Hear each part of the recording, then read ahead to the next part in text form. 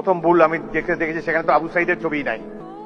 আবু সাইদ এই বিপ্লবের প্রতিচ্ছবি, প্রতীক। তার ছবি না থাকলে এর কোনো ডকুমেন্টারি হলো না। আমি আরো বেদনার্থ হয়েছি, অভিভূত হয়েছি। মা তার অন্ধ ছেলেকে নিয়ে এখানে দাঁড়িয়েছে। তার ছেলেটি চোখ হারিয়েছে গণতন্ত্র পুনরুদ্ধারের জন্য, আইনের শাসন কায়েম করার জন্য।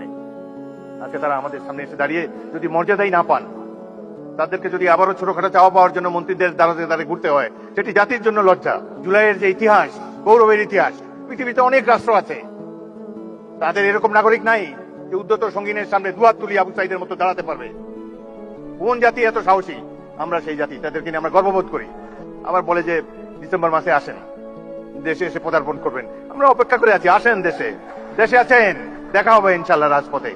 27 বছর বয়সে মুক্তিযুদ্ধ করেছি, এখন 82 বছর বয়সে আরেকটা করব বাংলাদেশের জন্য। বাংলাদেশের জনগণের শাসন, গণতন্ত্র চিরস্থায়ী করে যাব আমরা। রক্ত দিয়েছি এই দেশের জন্য, যুদ্ধে আহত হয়েছিলাম 1971 সালে। এই ধরনের বাংলাদেশ দেখার জন্য নয়।